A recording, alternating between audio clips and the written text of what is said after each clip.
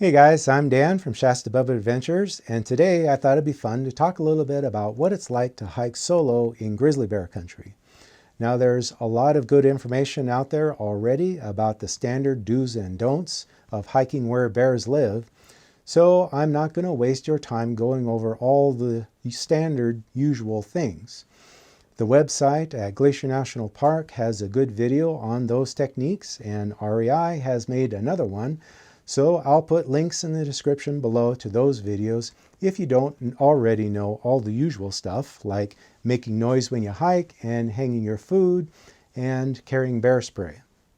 Instead, what I wanted to do in this video and the next few is to share some ideas that go beyond the standard advice about hiking in bear country and are based on my personal experience of over 20 years of backpacking in Glacier National Park and the Bob Marshall Wilderness, two of the areas with the highest concentration of grizzlies in the lower 48, with Yellowstone being the third. Some of the things I'm going to say might be a little controversial, and I hope I don't get in too much trouble for saying them. So keep in mind that I'm not a biologist or a bear expert.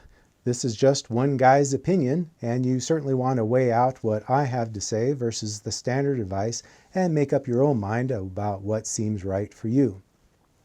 Having said that, the first topic I want to discuss is perhaps the most contrary to the standard advice. The rules say that you should never hike alone, but I personally believe that solo hiking in bear country is far from being as dangerous as it's been made out to be. The thinking behind the advice not to hike solo is that most people in a group will be making more noise by talking back and forth versus someone who's hiking alone and silent, and therefore the group is less likely to surprise a bear. Now it's worth noting that bear encounters usually only go bad when the bear is surprised. If they know you're coming, bears typically will get away from the trail and not bother anyone. They prefer to be left alone and not risk an encounter that has an unpredictable outcome for them. The problem with the advice to always hike with others is that, in my experience, even a group of 4 or 5 people pretty much fall silent after the first mile or two and really don't make any more noise than a solo hiker would. Backpacking is a strenuous activity and people tend to breathe hard when they're doing it, hard enough that talking becomes uncomfortable. So there's less and less chatting as the miles count up. Second, there's also the issue of having a false sense of security just by being with others, leading to not being alert to your surroundings. In his book, Deep Survival, which I highly recommend, a really good book, Lawrence Gonzalez talked about how people in a group tend to assume that the others in the group know what they're doing, especially if there is one person who seems to be acting as the leader. Everyone else just kind of shuts off their critical thinking, or they don't want to confront the leader about decisions that are being made, and the whole group just marches off a cliff together, metaphorically speaking. When hiking solo, I am always on alert because I know there's no one else to depend on. I've pretty much given up on trying to make noise all the time as being impractical. My voice just wouldn't hold out that long. So instead, I pay attention to the bear signs, things like tracks and scat piles or even hair left hanging on brush, and that's when I make noise, usually just by calling out, "Hey bear," every minute or so. Hey bear! Or sometimes I'll sing if I feel like singing, which I often do and is another reason to hike solo. I also look for areas where bears tend to hang out, like berry patches or wide open avalanche chutes with tall brush, and I make a point of getting noisy in those places to let any potential bears know that I'm there.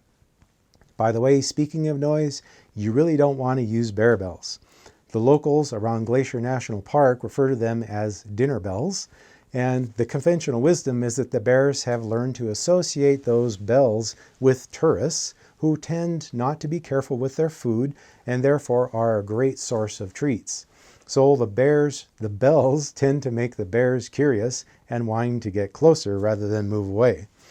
The bears in Glacier are accustomed to the presence of humans and usually just disregard us as we gather around to stare and take pictures of them. In fact, despite lots of solo hiking in the park, The only time I've seen grizzlies there has been when with others, usually in a crowd of others who are enjoying the view and maybe getting a little too close to the wild animals. The only actual encounter I've had with a grizzly was in the Bob Marshall Wilderness. I was hiking in the North Fork of the Sun River area, which is a large open area of rolling hills, and I came up over this little rise to see an adult bear about 50 feet ahead of me and maybe 20 feet off the trail. He was digging away, probably foraging for insects or a small rodent, and didn't even notice me, so I did three things all at once. I was carrying trekking poles, so I first transferred the right-hand pole to my left hand. Second, I reached back with my now free right hand to draw my bear spray. And third, I called out, "Hey bear," attempting to sound casual, like I just ran into an old friend on the trail. He looked up in my direction, but obviously didn't spot me because I was frozen in place by that point, and bears have terrible eyesight, so I called out, "Hey bear," again, and waved my left hand with both trekking poles, trying to look both big and non-threatening. At that moment, his eyes fixed on me for a second, but before I could freak out, he wheeled around and ran off in the opposite direction from the trail. It was only at that point that it dawned on me to take a picture, so I dropped the poles, moved the spray can to my left hand, and started snapping stills with my right hand. He was moving fast, so I only got a few poor shots to document what was one of the coolest encounters of my life. So 3 points to make about that experience. First, I ran into a grizzly solo in the wilderness and didn't die. Second, as it turned out, it was no big deal. He was happy to just run off as fast as he could. And third, and most importantly, in all my years of hiking solo in grizzly country, that's the only encounter I've had, not counting all the rather tame viewings in Glacier Park. The idea I'm trying to emphasize here is that grizzly bears aren't some evil boogeyman stalking hikers in the woods. When we talk so much about how to avoid them and what to do when attacked, I think it gives the false impression that they're everywhere, like they're hiding behind every tree, and you would be nuts to backpack in those places.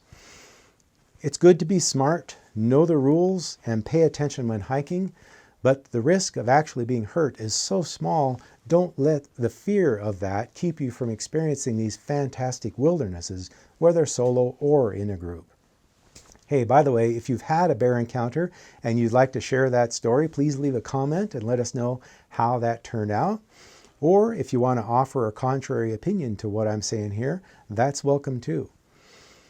In the 110-year history of Glacier National Park, a total of 10 people have died due to encounters with grizzlies, and just 3 of those were backpackers. In the Bob Marshall, the likelihood of encounter is greatly reduced because there are fewer bears and they're in a larger area, and although grizzlies themselves are endangered, there are lots of other animals that do get hunted in the Bob. Therefore, those bears have learned to associate humans with danger, and much more than those in Glacier. Of the 3 backpackers killed in Glacier, 2 of those were hiking solo. So, from a statistical standpoint, you could say that your chances are 100% greater of being killed solo versus in a group.